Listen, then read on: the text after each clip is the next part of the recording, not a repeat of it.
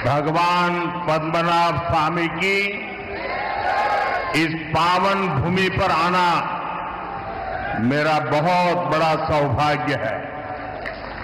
मैं संत श्री नारायण गुरु जी के ज्ञान, महात्मा अयंकली के मार्गदर्शन और मन्नथु पद्मनाभन जी के निस्वार्थ सेवा भाव का भी वंदन करता हूं।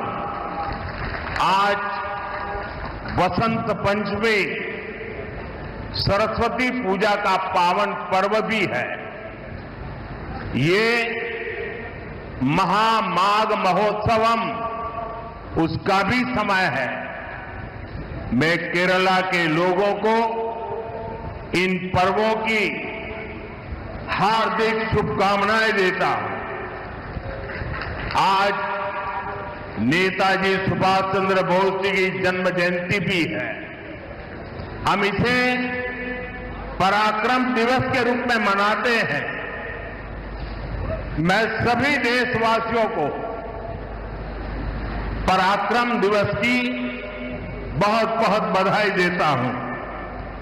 നമസ്കാരം. തിരുവനന്തപുരം ശ്രീ പത്മനാഭസ്വാമിയുടെ മണ്ണിൽ വരിക എന്നത് എന്റെ സൗഭാഗ്യമാണ്.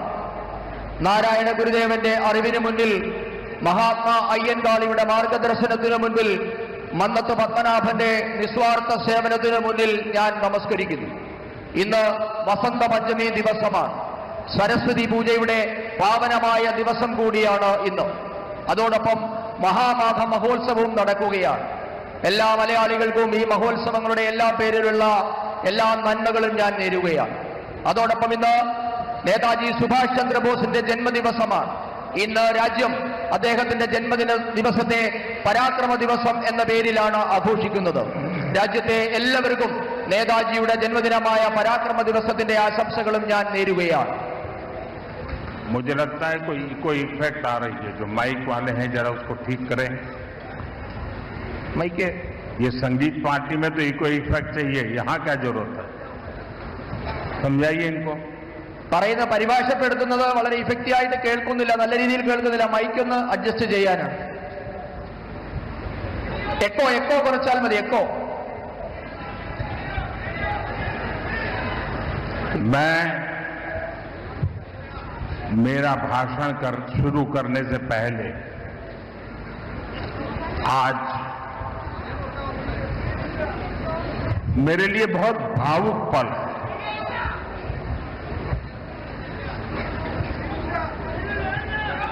लाखों कार्यकर्ताओं का परिश्रम रंग ला रहा है।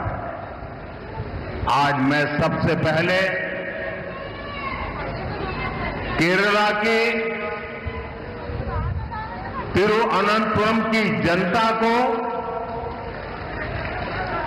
हमारे लाखों समर्थकों को, साथियों को मेरा भाषण शुरू करने से पहले बहुत ही आदरपूर्वक नमन करना चाहता हूं। ഇന്ന് ഈ തിരുവനന്തപുരത്തെ ലക്ഷക്കണക്കിന് പ്രവർത്തകരുടെ ഏറെക്കാലത്തെ പ്രയത്നം നിറമണിഞ്ഞിരിക്കുകയാണ്. ഞാൻ എന്റെ പ്രസംഗം തുടങ്ങുന്നതിന് മുൻപ് തിരുവനന്തപുരത്തെ ജനങ്ങൾക്ക്, ലക്ഷക്കണക്കിന് വരുന്ന ഭാരതീയ ജനതാ പാർട്ടിയുടെ പ്രവർത്തകർക്ക് എല്ലാവർക്കും ഏറെ ആദരപൂർവ്വം ഞാൻ നിങ്ങൾക്ക് എല്ലാവർക്കും എന്റെ സാദര നമസ്കാരം അർപ്പിക്കുന്നു.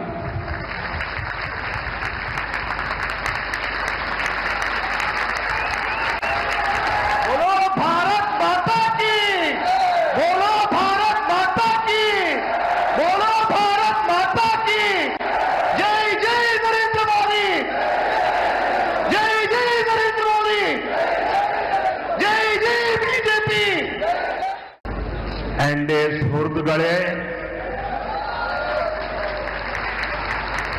मैं जब भी केरला आता हूं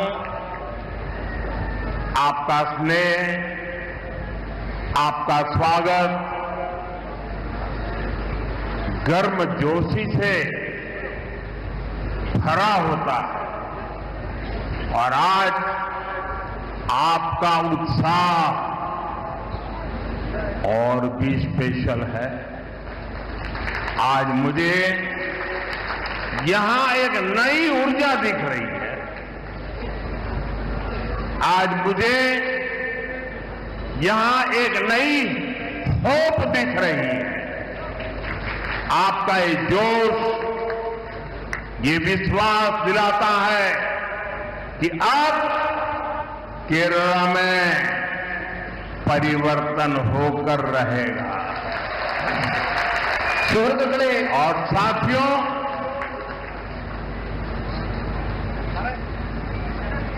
कुछ यहां जो लेफ्टिस्ट इकोसिस्टम होगा उनको शायद आज मेरी बात गले नहीं उतरेगी, लेकिन मैं आपको बड़ी मजबूती के साथ, तथ्य और तर्क के साथ मेरी इस बात की ताकत क्या है वो बताना चाहता हूं। 1987 के पहले गुजरात में बीजेपी एक हाशिए की पार्टी थी, अखबार में 2 लाइन भी नहीं छपती थी। 87 में पहली बार भाजपा ने अहमदाबाद म्युनिसिपल कॉरपोरेशन में विजय प्राप्त की, जैसे आज आपने तिरुवनंतपुरम में विजय प्राप्त की है। और वहीं से गुजरात में जो सिलसिला चला, लोगों ने हमारे काम को देखा,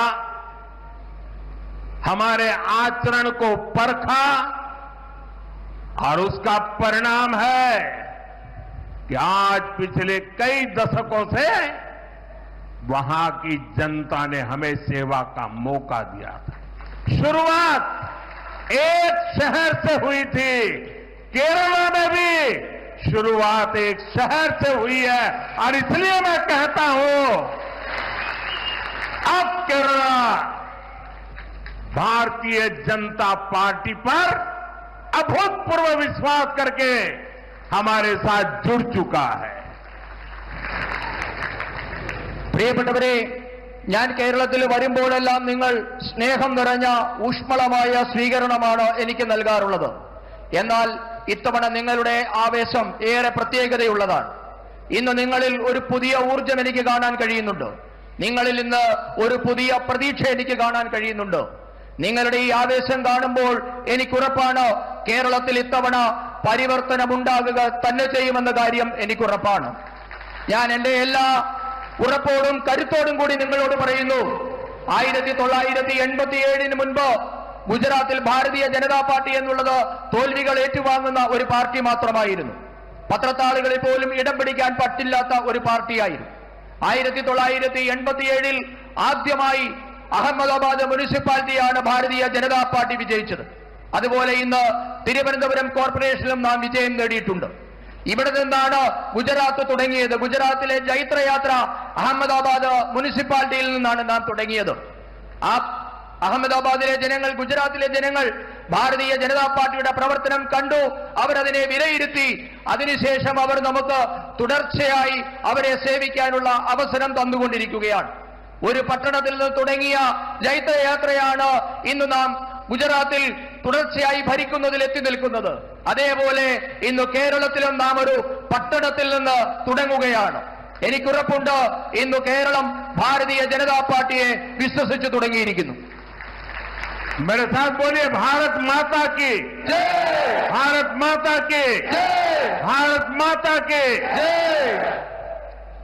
एनडीए सुहृदगणे, तिरुवनंतपुरम में बीजेपी की जीत साधारण नहीं है, यह ऐतिहासिक है, अभूतपूर्व है। तिरुवनंतपुरम ने केरला में बीजेपी सरकार की नींव डाल दी है। तिरुवनंतपुरम नगर निगम में आपने बीजेपी को सेवा करने का अवसर दिया। इसकी गूंज केरल में ही नहीं, बल्कि पूरे देश में सुनाई दे रही है। ये गुड गवर्नेंस के लिए काम करने वाली पार्टी की जीत है। ये जीत विकसित केरला बनाने के संकल्प की जीत है और ये जीत एलडीएफ और यूडीएफ के करप्शन से केरला को मुक्त करने के कमिटमेंट की जीत है। मैं बीजेपी पर भरोसा जताने के लिए यहां के हर मतदाता का, एवरी वोटर का अभिनंदन करता हूं। नन्ने തിരുവനന്തപുരം പ്രിയപ്പെട്ടവരെ, തിരുവനന്തപുരത്തെ ഭാരതീയ ജനതാ പാർട്ടിയുടെ വിജയം അസാധാരണമാണ്, ഐതിഹാസികമാണ്, അത്ഭുതപൂർവമാണ്. കേരളത്തിലെ ഭാരതീയ ജനതാ പാർട്ടിയുടെ ഭരണത്തിന് തിരുവനന്തപുരം അടിത്തറയിട്ട് കഴിഞ്ഞു എന്ന് നമുക്ക് പറയാം.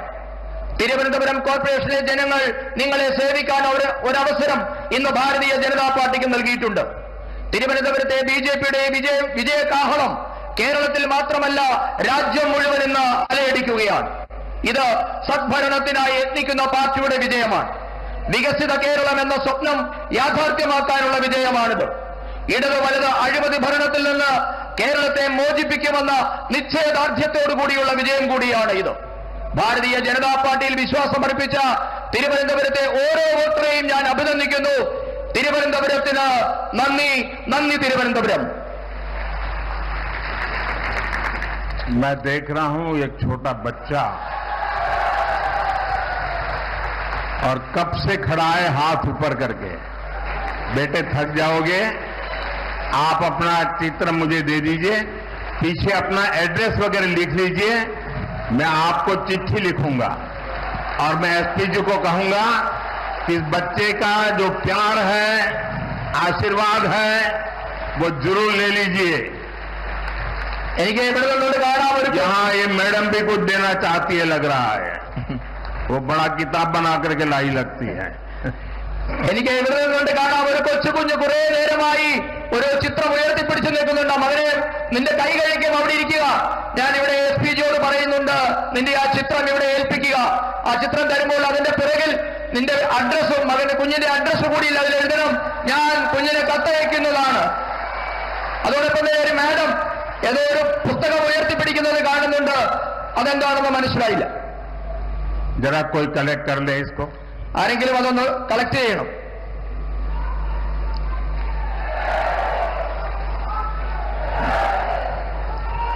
मैं जानता हूं, मैं देश भर में जहां भी जाता हूं, बहुत से युवा, बहुत से बालक अपनी भावना प्रकट करते हैं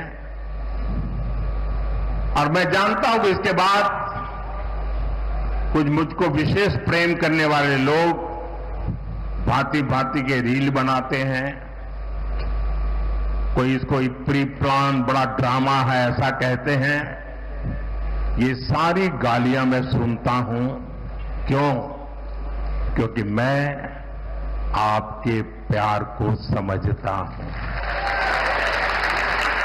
इन छोटे छोटे बच्चों की भावनाओं को समझता हूं और इसलिए रील बनाने वालों की गालियां तो खाता रहूंगा, लेकिन अगर किसी बच्चे ने 2 दिन 3 दिन इस प्रकार से प्यार से मेहनत की है, मैं उसका अपमान नहीं कर सकता, मैं इसको दुखी नहीं कर सकता।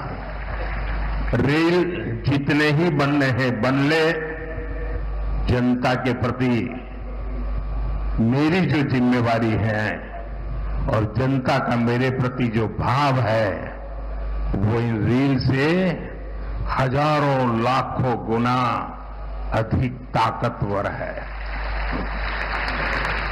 ഞാൻ രാജ്യത്തെ എല്ലായിടത്തും പോകുന്നിടത്ത്, രാജ്യത്തെ വിവിധ പരിപാടിയിൽ പങ്കെടുക്കുന്നിടത്ത് എല്ലായിടത്തും യുവാക്കളും കുട്ടികളുമൊക്കെ അവരുടെ സ്നേഹം പല രീതിയിൽ പ്രകടിപ്പിക്കാറുണ്ട്. അവരുടെ സ്നേഹം ചിത്രങ്ങളായും പലവിധങ്ങളായ അവരുടെ ക്രിയേഷനായും ഒക്കെ എനിക്ക് കിട്ടാറുമുണ്ട്. പക്ഷേ അതിനെയൊക്കെ റീൽസിൽ കൂടിയൊക്കെ അപമാനിക്കുന്നവരും ഇതൊക്കെ ഡ്രാമയാണ് എന്ന് പറയുന്നവരും ഒക്കെ ഈ രാജ്യത്തുണ്ട്. അതൊക്കെ അവർ നടക്കട്ടെ. പക്ഷേ എന്നെ സ്നേഹിക്കുന്നവരോട്, എന്നെ വിശ്വസിക്കുന്നവരുടെ സ്നേഹത്തെ ഞാൻ ഉപേക്ഷിക്കാൻ ഞാൻ തയ്യാറല്ല. നിങ്ങൾ എത്ര റീൽസ് ഉണ്ടാക്കി അപമാനിക്കാൻ ശ്രമിച്ചാലും നിങ്ങളോട് പറയാനുള്ളത്, നിങ്ങൾ റീൽസ് ഉണ്ടാക്കിക്കൊള്ളൂ. അതിലും എത്രയോ 1000 മടങ്ങാണ് ഈ രാജ്യത്തെ ജനങ്ങൾ എനിക്ക് നൽകുന്ന സ്നേഹം. അവരോട് എനിക്ക് ഉത്തരവാദിത്വമുണ്ട്. അവരുടെ സ്നേഹത്തോട് 1000 മടങ്ങ് എനിക്ക് വിധേയത്വമുണ്ട്. साथियों, तिरुवनंतपुरम के साथ दशकों से एलडीएफ और यूडीएफ ने बहुत अन्याय किया है. लेफ्ट और कांग्रेस ने, करप्शन ने तिरुवनंतपुरम को बेसिक सुविधाओं में भी पीछे रखा. लेकिन अब ऐसा नहीं होगा. यहां बीजेपी की हमारी टीम ने विकसित तिरुवनंतपुरम के विजन पर काम करना शुरू कर दिया है. मैं तिरुवनंतपुरम की जनता से कहूंगा, आप विश्वास रखिए. मारा कदीनी मारूम.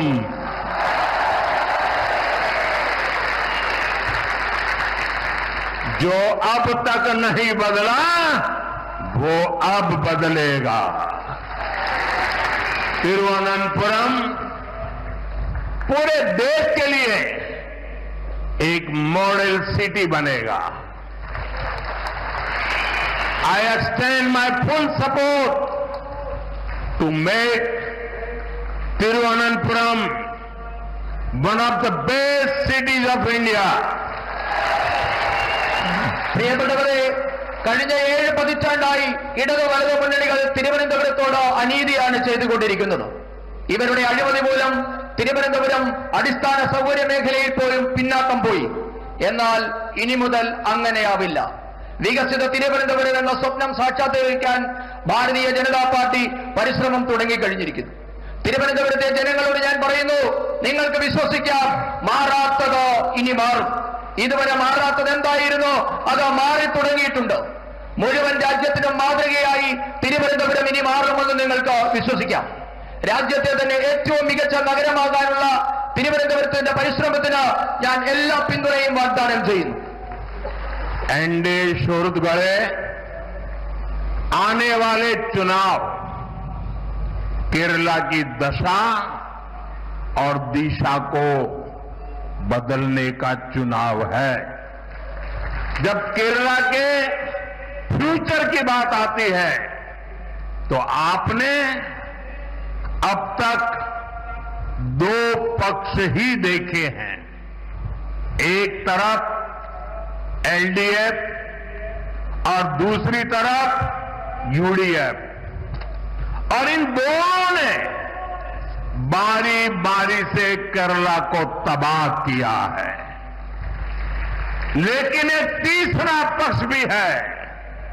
वो पक्ष डेवलपमेंट का है, गुड गवर्नेंस का है, बीजेपी एनडीए का है. एलडीएफ और यूडीएफ के लोगों ने केरला को करप्शन, कुशासन और अपीजमेंट की खतरनाक राजनीति में झोंक दिया है. പ്രിയപ്പെട്ടവരെ, ഞാനൊരു കാര്യം നിങ്ങളോട് പറയാൻ ആഗ്രഹിക്കുന്നു. കേരളത്തിന്റെ തലവരെയും ഭാവിയും മാറ്റാൻ പോകുന്ന തിരഞ്ഞെടുപ്പായിരിക്കും ഇത്തവണ നടക്കാൻ പോകുന്നത്. സാധാരണഗതിയിൽ കേരളത്തെ പറ്റി സംസാരിക്കുമ്പോൾ, കേരളത്തിന്റെ ഭാവിയെ പറ്റി പറയുമ്പോഴൊക്കെ നാം 2 പക്ഷത്തെ പറ്റി മാത്രമായിരുന്നു സംസാരിച്ചുകൊണ്ടിരുന്നത്. 2 പക്ഷത്തെ മാത്രമായിരുന്നു നാം ഇതുവരെ കണ്ടുകൊണ്ടിരുന്നത്. ഒരു വശത്ത് ഇടതുപക്ഷം, മറുവശത്ത് വലതുപക്ഷം. ഇവർ രണ്ടുപേരും കൂടി കേരളത്തെ മാറി മാറി ഭരിച്ച് തകർത്തെറിഞ്ഞിരിക്കുകയാണ് ചെയ്തിരിക്കുന്നത്. എന്നാൽ ഇനി മുതൽ മൂന്നാമതൊരു പക്ഷം കൂടിയുണ്ട്. ആ പക്ഷം വികസനത്തിന്റെ പക്ഷമാണ്, സദ്ഭരണത്തിന്റെ പക്ഷമാണ്, ഭാരതീയ ജനതാ പാർട്ടി നയിക്കുന്ന എൻഡിഎയുടെ പക്ഷമാണ്. ഇടതു വലതു മുന്നണികൾ കേരളത്തെ അഴിമതിയിൽ, ദുർഭരണത്തിൽ, അപകടകരമായ പ്രീണന രാഷ്ട്രീയത്തിലൊക്കെ മുക്കി തകർത്ത് കളഞ്ഞിരിക്കുകയാണ്. സുഹൃത്തുക്കളെ, एलडीएफ और यूडीएफ, इन दोनों के झंडे अलग है, सिंबल अलग है, लेकिन इनकी पॉलिटिक्स, इनका एजेंडा एक ही है। झंडा अलग है, एजेंडा एक है। Full corruption, zero accountability, full communalism, zero responsibility. LDF और यूडीएफ को पता है कि 5 या 10 साल बाद उन्हें ही मौका मिलता है, इसलिए यहां सरकार तो बदलती है, लेकिन सिस्टम वही रहता है। अब आपको सही मायने में नई सरकार बनानी है। केरला के लिए प्रो पीपल, प्रो डेवलपमेंट सरकार बनानी है, और ये काम बीजेपी, एनडीए यही कर सकती है।